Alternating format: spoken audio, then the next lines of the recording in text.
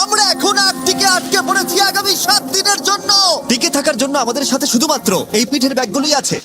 ওকে ঠিক আছে। আমি তো গেলাম।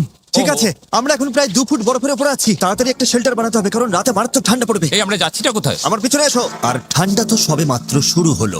সব ঝামেলা একসাথে, কিছুই ঠিকঠাক হচ্ছে না। তোমার তো হাইপোথার্মিয়া হয়ে যাবে। পায়ের আঙুলগুলো পার্পল কালার হয়ে যাচ্ছে। এখন আমাদের কোনো মিরাকল দরকার। আমাদের গত সার্ভাইভাল ভিডিওটা ফ্লপ হয়েছিল, তাই এবার আমি আর আমার 5 বন্ধু মিলে কামব্যাক করার চেষ্টা করছি। আমি প্রত্যেককে টেন্ট আনতে বারণ করেছিলাম, কারণ ও কি করছে? ওটা কি? এটাই হবে আমাদের থাকার জায়গা। বরফের ভিতরে থাকবো? হ্যাঁ, আজকে আমাদের দুটো অবজেক্টিভ, শেল্টার বানানো আর আগুন জ্বালানো।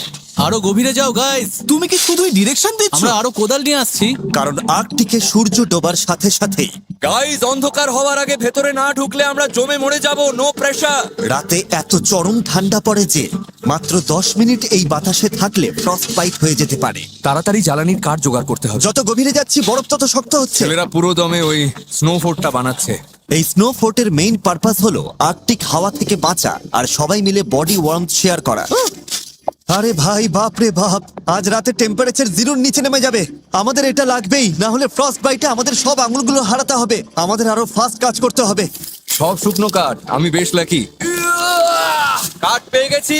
আরে দেখো, এসে গেছে। এই যেহেতু চলে এসেছে, দেখা যাক আমরা সবাই এই ফোর্টে ফিট হই কিনা। ভেতরটা একটু বেশি টাইট লাগছে। আজ রাতে ঘুমানোর জায়গা তো হলো। আর এটা বেশ আরামদায়ক। হ্যাঁ, যদি পা ছড়াতে না চাই তো।